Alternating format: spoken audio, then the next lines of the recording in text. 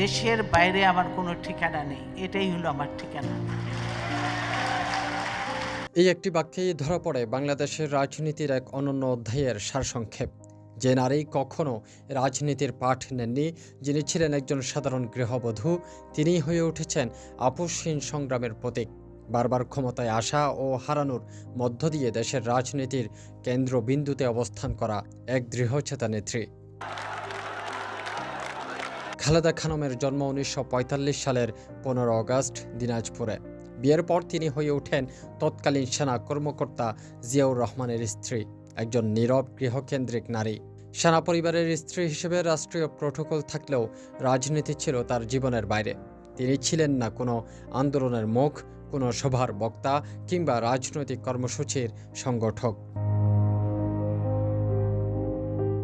১৯৮১ সালের ৩০ মে রাষ্ট্রপতি জিয়াউর রহমান চট্টগ্রামে নিহত হন। এই হত্যাকাণ্ড শুধু একজন রাষ্ট্রনায়ককে কেড়ে নেয়নি, এটি খালেদা জিয়ার ব্যক্তিগত জীবনকেও সম্পূর্ণ বদলে দেয়। স্বামী হত্যার পরপরই সামরিক শাসনের ভেতর দিয়ে দেশ চলছিল। বিএনপি তখন নেতৃত্ব শূন্য। দলের ভেতর বাইরে তখন একটাই প্রশ্ন, এই দলকে কে বাঁচাবে? সেই প্রশ্নের উত্তর হয়েছিলেন খালেদা জিয়া, যিনি প্রস্তুত ছিলেন না কিন্তু পিছু হটেননি। বিএনপি একটি গণতান্ত্রিক দল, নির্বাচনে যেতে চায় এবং বিএনপি নির্বাচনের মাধ্যমেই ক্ষমতায় এসেছে। ১৯৮২ সালে তিনি বিএনপির ভাইস চেয়ারম্যান হন। ১৯৮৪ সালে দলটির চেয়ারপারসন নির্বাচিত হন। রাজনীতির ভাষা, কৌশল সবই ছিল তার জন্য নতুন, কিন্তু শেখার গতি ছিল বিস্ময়কর।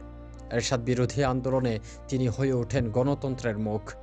কারাবরণ, গৃহবন্দী, দমনপীড়ন সব সহ্য করে তিনি রাজপথ ছাড়েননি।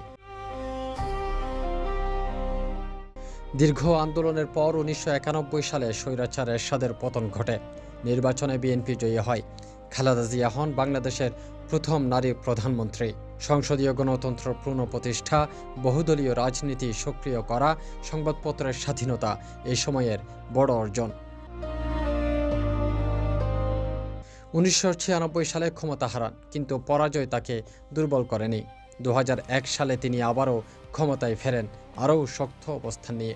এই সময় তার শাসনামল নিয়ে বিতর্ক, সমালোচনা, প্রশংসা সবই হয়েছে, কিন্তু রাজনৈতিক বাস্তবতা হলো তিনি ছিলেন ক্ষমতার কেন্দ্রে থাকা এক অনড় চরিত্র।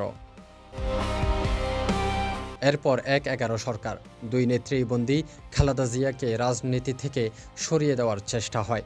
বিদেশে পাঠানোর প্রস্তাব দেওয়া হয়। তিনি বলেন, দেশের বাইরে আমার কোনো ঠিকানা নেই। দেশের বাইরে আমার কোনো ঠিকানা নেই, এটাই হলো আমার ঠিকানা। এই দেশ, এই দেশের মাটি, মানুষই আমার সব কিছু। এই একটি সিদ্ধান্তেই তিনি নিজের ভবিষ্যৎ আরও কঠিন করে তোলেন। ২০১৮ সালে জিয়া অরফানেজ ট্রাস্ট মামলায় সাজা।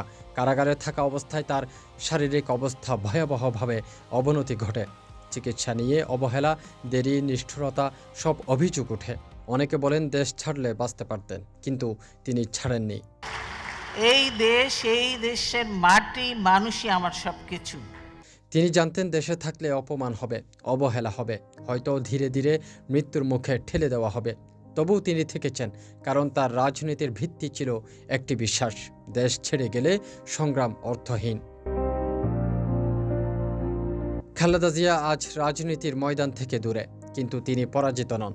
তিনি ইতিহাসের পাতায় একজন জীবিত সাক্ষ্য, যিনি দেখিয়েছেন রাজনীতি উত্তরাধিকার নয়, সংগ্রামের ফল। এবং সকলকে নিয়ে আমি সম্মিলিতভাবে সকলকে নিয়ে বিএনপিকে কাজ করব। সাধারণ গৃহবধূ থেকে ৩ বারের প্রধানমন্ত্রী খালেদা জিয়ার পথ সহজ ছিল না। তিনি ভুল করেছেন, বিতর্কের জন্ম দিয়েছেন, তবে কখনো আপোষ করেননি নিজের অবস্থানের সঙ্গে। দেশ ছাড়েননি, মাথা নত করেননি, ভেঙে পড়েননি ভাঙা শরীর নিয়েও। বাংলাদেশের রাজনীতিতে তিনি একটি শুধু নাম নয়, তিনি একটি সময়, একটি সংগ্রাম এবং একটি অবিচল সিদ্ধান্ত। পরিবার তো বহুদিন পরে দেখা, কাজে তারা ছাড়তে চায় না, আরও থাকতে বলে। তাফহিম আলমগীর, সিটিজি পোস্ট, চট্টগ্রাম।